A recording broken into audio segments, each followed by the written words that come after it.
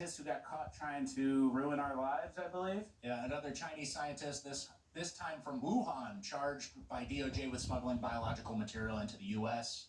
And then he editorialized, "Get prepared, folks. They're planning something major." They're planning something. And again, the name Cheng Xuan Han. You know, I could have picked that out of a hat and said, you know what? Let's check for biological material. Let's check for biological material. There. John Smith? No, he's good. Hector Rodriguez, the guy picking the vegetables, probably fine. No. Checking for fent, though. Wan Changbang from Wuhan? Yeah, let's take another look there. Yeah, and then part of the negotiations, which I'm kind of disappointed in from Trump with the Chinese trade deal, one of the things they've talked about is letting in all these Chinese students. And Trump kind of vaguely says, "Oh, I've always liked it. I've always been a fan.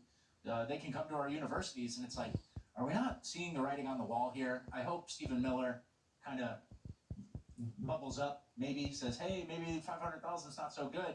But that's, we're taking steps forward in the immigration debate, and then part of the negotiations with China are making sure we keep taking people who are smuggling biological matter in. Yeah, very true. So, something to watch. All right, our next story is kind of health-related. This guy did a thing about the tetanus shot. I think Tucker reposted this as well. That's where I found it. Let it play, please.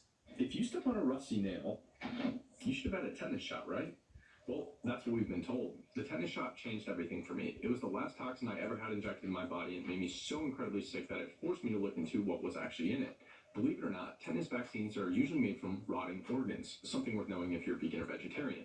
They use cow part and boil it in water to create an environment for Clostridium tetani, the bacteria that produces the tetanus toxin, to grow. They then neutralize the toxin with formaldehyde and mix it with aluminum adjuvants. No wonder it made me feel like death. Another thing that people should know is that tetanus doesn't even come from rust at all. It actually comes from a bacteria that lives in horse or cow manure and sometimes soil or dust.